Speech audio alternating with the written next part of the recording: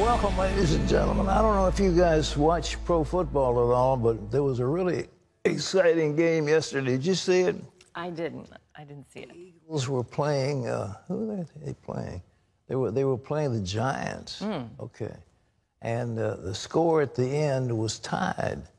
And with a minute, what it was, 10 seconds, I think, left to go. Okay. And so the Eagles throw a pass, and they connect with the pass. The guy goes out of bounds, and so it stops the clock. He's got like 1 to 2 seconds left. Wow.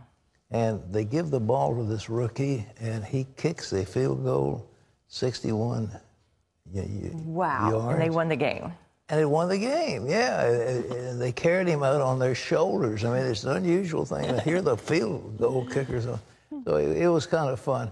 All that stuff about Trump and the guys taking a knee and everything, that was lost on those of us who like to watch football. All right, a new travel ban, taking on North Korea, protesting NFL players, health care, and tax reform. That's enough news to fill headlines for weeks, and President Trump is dealing with all those issues right now. Indeed. The biggest issues in Washington this week will be trying to replace Obamacare and the president's new tax plan. Jenna Browder brings us the story. A new travel ban is on the way that now includes North Korea. President Trump signed a proclamation over the weekend that adds not only North Korea, but Venezuela and Chad to the original list of terror-prone countries. This comes as tensions continue to mount with the regime. Trump tweeting Saturday, just heard Foreign Minister of North Korea speak at UN. If he echoes thoughts of Little Rocket Man, they won't be around much longer. The address began as the Pentagon announced a major show of military strength. The U.S. sending bombers and fighter jets along the coast of North Korea, farther north than any American planes have gone in decades. Oh, say, can you see? Back here at home, the president brought the NFL protests back into the national spotlight, taking on the league and players who refused to stand for the national anthem, speaking out against them in a political rally in Alabama, and once again taking to Twitter. If NFL fans refuse to go to games until players stop disrespecting our flag and country, you will see change take place fast. Fire or suspend. About 200 players responded in kind, some owners supporting them and some teams, like the Steelers, Seahawks, and Titans, even refusing to take the field for the national anthem. A week ago, just 6 NFL players protested. Mr. Portman. Here in Washington on Capitol Hill, the battle for a new Republican measure to replace Obamacare appears to be on life support. It's very difficult for me to envision a scenario where I would end up voting for this bill. Senator Susan Collins confirming she's still leaning against the Graham-Cassidy bill. The legislation appears to be heading toward defeat, with Senators John McCain, Rand Paul, and Ted Cruz against it. But Senate Republicans are making changes to try to save it. Healthcare reform or not, the White House is moving ahead on tax reform. With Axios reporting, Trump could unveil a plan in a speech on Wednesday. This will be a starting point for tax reform, the president laying out its framework. It will reportedly include a tax break for businesses from 35 to 20%. In Washington, Jenna Browder, CBN News. You know, I, for one, can't understand what's going on with the Republicans. The so-called Affordable Care Act, known as Obamacare, was passed with not one Republican, nothing bipartisan about it, not one Republican voted for it. It was a Democrat measure, and it was jammed through late night. It was Harry Reid put it through, and not any debate of any substance. And you remember Nancy Pelosi said, well, we've got to pass the bill to find out what's in it. Nobody knew what was in it. It was just filled with complexity, hundreds and hundreds of pages of regulation, taxes, incredible distortion to the economy. It was unbelievable what was done. Now, for example, if a business has 30 employees or more, they'll be subject to the Obamacare taxes. if they have less than 30, so if they can keep their full-time employment down. So what this has been is a job killer for all across America. It's a horrible bill.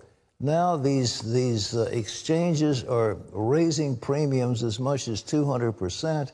Some of the states in the West are just seeing extraordinary expenses, and people are dying under the burden of Obamacare. So what do the Republicans do? They have a president who will sign a bill into law that will change this thing, and they refuse to do it. So John McCain stands up. I mean, this is insane. He campaigned on repealing Obamacare, and then he stands up and says, you know, kind of like I'm the man at the charge. But this thing is iniquitous, and I hope the president will do everything he can. You know, Congress has carved out for themselves an exemption. And what did they do? Here, I mean, this is Washington, ladies and gentlemen. They have said the Senate and the House are small businesses. Small businesses. They're in charge of multi-billion dollars of spending and all kinds of thousands of people working for them. They're a small business. Therefore, under the small business exemption, it's appropriate for the employer to subsidize the health care expenses. And so all of the people in the Congress, all the people who work for Congress, all of the federal bureaucrats at the top level are now exempted because they're in small business. And that means the government is going to pick up 73% of their 73% of their expenses of health care. Now, the average American doesn't realize that that's what they've done. So if they stick it to you and me, it doesn't hurt them one bit. So it's time the president says, look, we're sorry, these are no longer small businesses. Secondly, he should not give any money whatsoever to make it easier on those exchanges to operate. I mean, he ought to let the thing collapse, and it's going to collapse of its own weight. It is just horrible what is happening. And this is something that you and I need to be aware of. So I can't believe the hypocrisy of these Republicans saying, well, we're going to stand with Obamacare.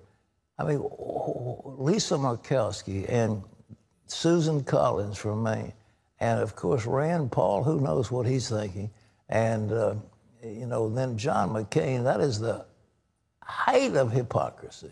Height of hypocrisy. Isn't that awful? It's horrible. I don't understand. I don't get it. I don't get it. Well, the government is paying 2/3 of their premiums, and the American people aren't aware of that. And we don't get 2/3 of our premiums paid, but they get 2/3 of their premiums paid by their employer.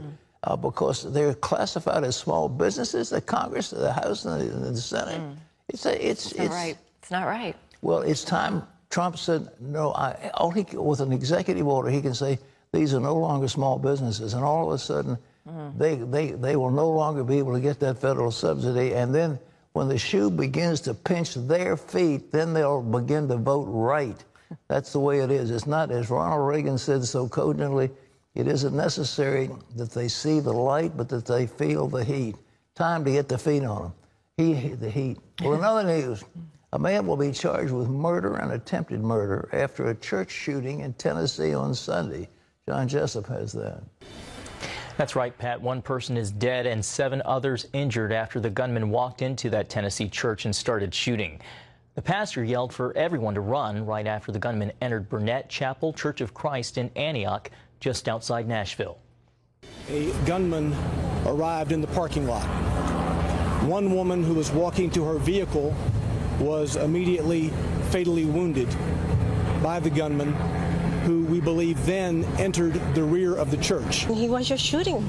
He was just shooting. 22-year-old church usher Robert Engel confronted the gunman and eventually held him at gunpoint until police arrived.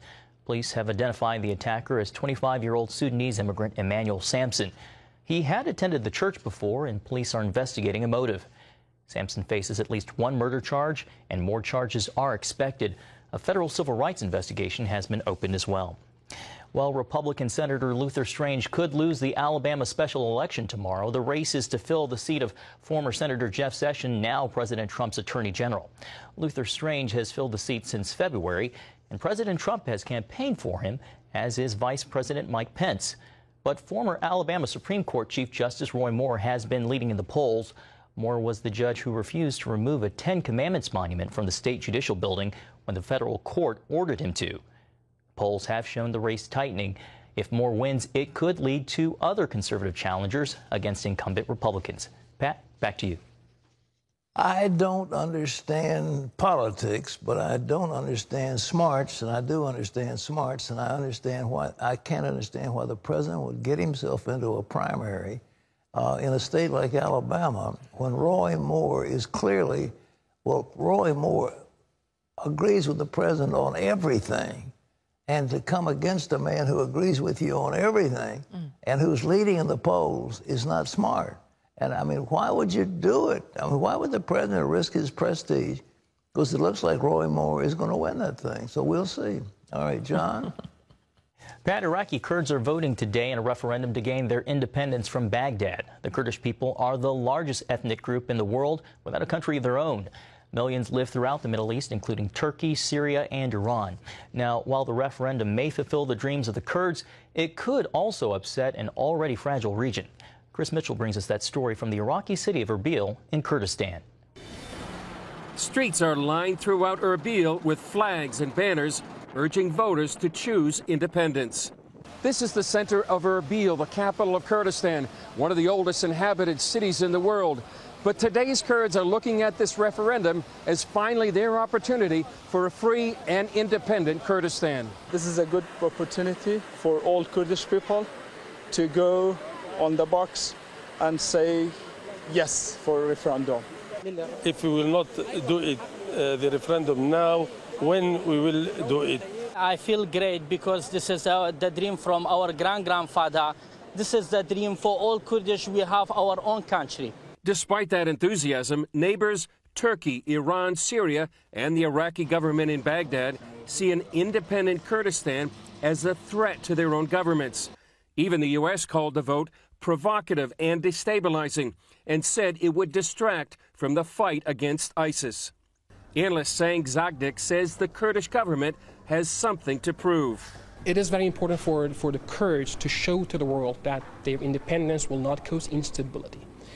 And they have been trying to show this, that they're not going to wage any war, be it proxy or be it conventional, to Turkey or Iran or whatever, any neighboring countries. Norwegian pastor Per Ove Berg, who's serving as an international observer, believes this could be a significant moment for the Middle East. Personally, I think it's extremely important. You can read in the Bible that at certain periods of history and God will allow changes to happen. He will redraw borders, actually. In Acts 17, he says it's so that the people might seek him. That's why he has a message for Christians on the eve of the referendum. Please pray. These days are extremely crucial for this area. Chris Mitchell, CBN News, Erbil, Kurdistan. Thanks, Chris. Pat, I know you've been supportive of the Kurds over the years. They are wonderful people. The Kurds have set up a wonderful organization. Their government is superb. They're very giving, very law-abiding people. What they have in that Erbil area and in their enclave, it has been the model of democracy. And it seems like to me it's time. Let's face it, Iraq was an arbitrary assembly by the European powers. There wasn't a formal Iraq before. It was Mesopotamia, but there were tribal things. The Kurds there's an enclave of Kurds in Syria, enclave of Kurds in Iraq, and enclave of Kurds in Turkey. They ought to be able to have their own country. They deserve it. They are wonderful people. And we ought to stand with their independence because the organization that's been running Iraq has been hideously corrupt. And The Kurds have Kirkuk, which is a big oil-producing area inside of their own domain. They have free markets. They have all kinds of independent businesses. They are terrific people. And they have been some of the most courageous fighters against ISIS, even their women. You're exactly right. The Peshmerga have been very strong, and the other Kurdish fighters, exactly. Yeah. And, you know, interesting, you know, in history, there's a guy named Saladin. You hear about him? Saladin was the great conqueror who beat the Crusaders. Saladin was a Kurd. Oh. He was a great general. But anyhow, the Russians will not, the Turks won't like it. Well, tough luck. The Turks are dictatorial. They're building an Islamic caliphate in Turkey, and the Erdogan is clearly a dictator, and the government of Iraq is dysfunctional. Why not give them their freedom? I think it's time, and I think the officials in Washington need to recognize these have been wonderful fighters. As Wendy points out, they have been wonderful allies, and they deserve their own state. There's a piece of Syria which is now contested. It can go into an independent Kurdistan. There's a piece of Iraq which is now under their control, which ought to go into an independent. And maybe down the road there'd be a piece of Turkey that ought to go into that as a part of an independent Kurdistan. And it would be a wonderful addition to the family of nations. John, what do you have? Pat, officials in Puerto Rico are worried that a dam there could fail, threatening the lives of some 70,000 people. If it breaks, it could trigger a potential serious flash flood after heavy rains from Hurricane Maria caused severe damage. Puerto Rico also faces a serious power outage after the storm. And in Mexico, searches are still underway for survivors from last week's devastating earthquake, which made thousands there homeless. Operation Blessing is on the scene with food, water, and other relief supplies. Well, after Hurricane Harvey devastated the Gulf Coast, people from around the country went down there to help, including several celebrities. And when baseball legend Curt Schilling arrived on the scene, he decided to team up with Operation Blessing. Operation Blessing has provided disaster relief response in Rockport, Texas for weeks. And one afternoon, three-time World Series pitcher Curt Schilling pulled in, driving an RV with a horse trailer attached, full of generators, chainsaws, dehumidifiers, heavy-duty garbage bags, work gloves, and more to unload. I'm just facilitating the transportation of the items. So this is the town of Medfield, Massachusetts, and actually all of the state of Massachusetts. Curt says people from all over Massachusetts donated money, and then disaster supplies were purchased to aid in the massive recovery effort needed in the Gulf. I told people, think about walking out of your front door with your family, soaking wet, and then walking down to your high school gym and living for 4 months.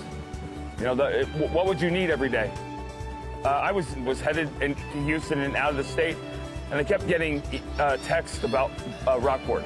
And I knew I'd heard Rockport had been devastated, and so had Aransas and a bunch of other places around here. So I said, I got to do this. Curt and the people of Massachusetts wanted to ensure that all of these recovery supplies went directly to the people. So they chose Operation Blessing right here in Rockport, the place Hurricane Harvey first made landfall. Well, I look for and get involved with companies and places and people and organizations that give direct. And you know, I'm doing that down here, but this is also one of those operations that while your boots on the ground, you're here, you're handing stuff directly to people, and they're going to their homes to fix them. Curt spoke with Operation Blessing's deployment manager in Rockport, Sheila Griffin, and asked her to text them a list of what they needed. He was about 100 miles outside of Rockport, said, Sheila, tell me your needs. Whatever you need, I will deliver it tomorrow afternoon. It's really kind of overwhelming to think that there's an individual or group of individuals even that want to come out and do that for literally people they don't know at all. And it just is just a testament to mankind and to those who want to be the hands and feet of Jesus to literally make that happen. Made a stop at the Home Depot and had like the ultimate guy shopping spree. Cameras are going to leave here if they haven't already left, and the disaster doesn't go with them. It stays here, and these people are rebuilding. And groups like Operation Blessing will be here through pretty much all the phases, and that I like that. Pat, that's great to see, and the work of Operation Blessing still goes on. I have in my hand a list. This is one day's reports of the volunteer work that is being done with Operation Blessing. Every time somebody has a need, they come to our place, one of our centers, like in Rockport, and they say, we have got a problem. We need to have trees sawn and taken out. They've fallen out. We need our roof repaired. We need mud cleaned up. It's all over our living room and so forth. So we write down a work order for that, and we send volunteers out to do that. And when they get through, they put a report down. This report is thousands of pages over the life of one of these disasters. Now, what happens is FEMA reimburses the community for every hour that is spent in volunteer work. Wow, that's amazing. Well, they charge them for the work that FEMA does, and then they give a credit for all this volunteer work. So when Operation Blessing leaves a city, they give the mayor all this paperwork that shows how many thousands of hours of volunteer work was done, how many people came in with chainsaws, how many people came in with trailers and so forth. And we present this to the mayor and say, Mr. Mayor, not only have we been able to help your city with volunteer work, but we also give you $600,000 to present to FEMA. Wow. So it'll be 500, 600, 300, 400. That's real money charged against the FEMA. FEMA charges, and I might add, you know, the American Red Cross, for example, charges, they get like a couple, like $3, $4, what is it? I'll say it right, about $5 to $10. You know, it's about $10 to $12 a meal, and they give out a bologna sandwich, and they charge FEMA $12. Not cool. But that's the way we do. So it is highly organized. So when somebody like Kurt Schilling comes along, that's counted and is given as a gift to the community involved. So Operation Blessing is one of the best run charities in the world. And the number is 800-700-7000, Disaster Relief Fund, CBN Center. And we're still helping people in the Gulf. We're helping people in Mexico. We're helping people all over. And but that's how we do it. Isn't that interesting? I love that. And what a blessing to the city. Then they've already got so much to worry about. They don't need this added. Well, they get a bill from FEMA, and so this is a offset to that bill. And FEMA says, okay, we give you credit for all the work you've done. And the work is done by Operation Blessing. I guess most of us thought, you know, FEMA's coming in and there's a grant money coming from the Fed. They're charging the city. They're charging the city. There's a lot you don't know that goes on behind the scenes. But anyhow, that's part of it I thought you'd find interesting. Thank God for Operation Blessing.